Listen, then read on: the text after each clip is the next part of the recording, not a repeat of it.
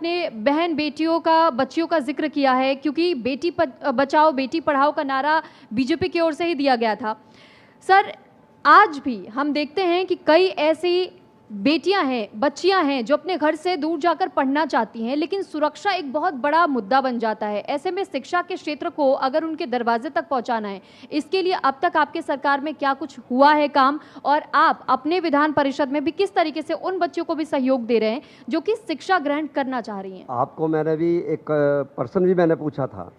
आप कल्पना करिए कि उत्तराखंड के बॉर्डर, हरियाणा के बॉर्डर से लगा हुआ बच्चा मेरठ विश्वविद्यालय में अपनी डिग्री लेने आता था। 6 घंटे आने में लगते थे, 6 घंटे जाने में लगते थे, जब उसको डिग्री प्राप्त होती थी, मार्कशीट प्राप्त होती थी मेरठ विश्वविद्यालय में। आज शाकुंभरी विश्वविद्यालय की स्थापना करके सहारनपुर के अंदर माँ शाकुंभरी के नाम से विश्वविद्यालय की स्थापना करके उनके घर पहुंचाने की शिक्षा का काम किया है। उस कैंपस के अंदर आज 18 पाठ्यक्रम संचालित हैं।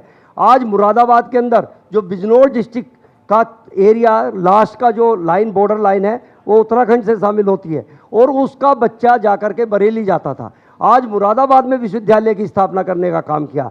इसी के साथ साथ हर कमिश्नरी में एक एक गवर्नमेंट विश्वविद्यालय की स्थापना करने का काम किया। लेकिन मैं 65 साल की सरकार से पूछना चाहता हूं, 2017 से पहले की सरकार से पूछना चाहता हूं कि उनके मन में ये क्यों विचार नहीं आया कि एक बच्चा चल करके, जहां ट्रांसपोर्ट की व्यवस्था नहीं है, वो बच्चा चल करके वहां रहा है। आज शिक्षा के क्षेत्र में घर घर तक शिक्षा के लिए काम किया गया है, घर के दरवाजे तक पहुंचने का काम किया गया है, जिससे कि छात्राओं को, मातृशक्ति को कोई परेशानी ना हो। उनकी सुरक्षा की दृष्टि को देखते हुए कानून व्यवस्था का मॉडल, आज पूरे उत्तर प्रदेश की कानून व्यवस्था का मॉडल पूरे देश के अंदर सराहा जाता है। आज कहा जाता है कि योगी जी के प्रदेश से अगर आप आते हैं तो आप सुरक्षित प्रदेश से आते हैं। और आपने जो कहा कि उत्तम प्रदेश बनने जा रहा है, अब उत्तम प्रदेश नहीं है ये, उत्तम प्रदेश से ही बढ़ के सर्वोत्तम प्रदेश है, क्योंकि इसके अंदर सभी कार्यों में, सभी फील्ड में काम हुआ है। इसको नकारा नहीं जा सकता। हाँ, हो सकता है कि कुछ देखो कैंसर की बीमारी होती है, उसको ट्रीटमेंट करने के लिए टाइम लगता है।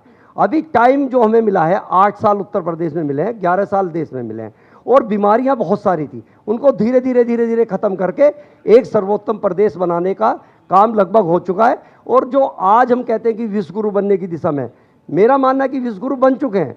जिस विश्वगुरु को बनने की बात आप कर रहे हैं, 500 वर्षों के संताप के बाद, 500 वर्षों के संघर्ष के बाद, आप देखो कि 500 वर्षों के संघर्ष और संताप के बाद आप भी याद करेंगे, आपकी आने वाली पीढ़ियां याद करेंगी, मेरी पीढ़ियां याद करेंगी, मेरे सामने बैठे दर्शकों की याद करेंगे कि हमने भगवान रामलला के प्राण प्रतिष्ठित होते देखे।